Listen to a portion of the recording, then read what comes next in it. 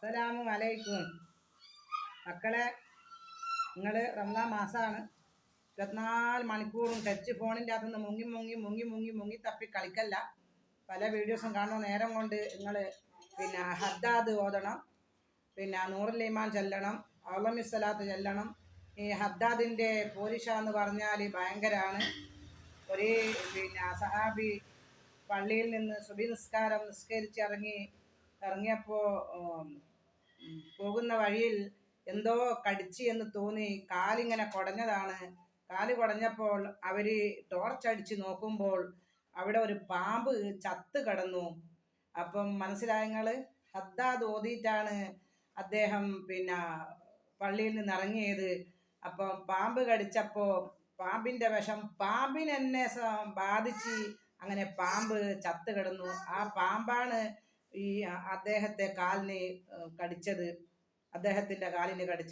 പാമ്പ് കടിച്ചതാണ്. അപ്പം ഈ ഹദ്ദാദിൻ്റെ പോരിഷ കൊണ്ട് പാമ്പിൻ്റെ വിഷം പാമ്പിനെന്നെ ഇറങ്ങിക്കൊടുത്തു മക്കളെ. അതാണ് ഹദ്ദാദിൻ്റെ അത്രയും പോരിഷയുണ്ട്. ഹദ്ദാദ് ചെല്ലുക, ഓതുക, നേമത്തും ബർക്കത്തിനും വേണ്ടി അളമിസ്സലാത്ത് ചെല്ലുക, നൂറുൽ ഈമാൻ ചെല്ലുക. രോഗങ്ങളെ തൊട്ടും അപകടങ്ങളെ തൊട്ടും വിഷമങ്ങളെ തൊട്ടും ഒക്കെ അള്ളാഹു കാത്ത് രക്ഷിക്കുന്നതാണ്. ഡാൻസും കളിയും അത് വേറെ. കാരണം വെച്ചാൽ അത് ചെയ്യുന്നവർക്ക് ഇത് ചെയ്യണമെന്നൊന്നുമില്ലല്ലോ. അതെല്ലാം ഓരോരുത്തർ ഇഷ്ടങ്ങളാണ്. അതെല്ലാം ഓരോരുത്തര ശരീരം സൂക്ഷിച്ചുകൊണ്ട് സംരക്ഷിച്ചുകൊണ്ട് അതെല്ലാം ചെയ്യുക. അതിനൊന്നും കുഴപ്പമൊന്നുമില്ല. നിങ്ങൾ ഇബാദത്ത് ചെയ്യുക, ഹദ്ദാദ് ചൊല്ലുക. ഹദ്ദാദ് ഈ നോമ്പിന് മാത്രമല്ല, അല്ലാണ്ട് തന്നെ നിങ്ങൾക്ക് നോമ്പിനൊന്നല്ല സഹാബി ഹദ്ദാദ് ചൊല്ലിയിട്ട് ഇറങ്ങിയത് അല്ലാത്ത മാസം തന്നെയാണ്.